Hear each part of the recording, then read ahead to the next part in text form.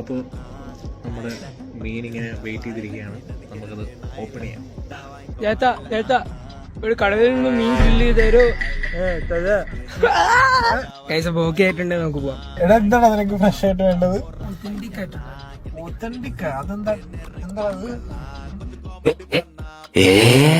അപ്പൊ ഇന്നൊരു വെറൈറ്റി പിടിക്കാന്ന് വിചാരിച്ച് നമ്മൾ നേരെ ഫിഷ് മാർക്കറ്റിൽ പോയി. അവിടെ നിന്ന് നല്ല ഫ്രഷ് മീനൊക്കെ കിട്ടി. എന്നിട്ട് അത് അവിടെ തന്നെ അടുത്തൊരു കടയിൽ ഗ്രില്ല് ചെയ്യാൻ കൊടുത്തു. പെടക്കണ മീൻ. ഫിഷ് മാർക്കറ്റിന്റെ തൊട്ട് സൈഡിലിരിക്കുന്ന കടയിലാണ് നമ്മൾ ഗ്രില്ല് ചെയ്യാൻ കൊടുത്തത്. അതുകൊണ്ട് തന്നെ നമുക്ക് പെട്ടെന്ന് കിട്ടി. ഒരു 15 to 20 മിനിറ്റ്സിൽ സംഭവം റെഡിയായി.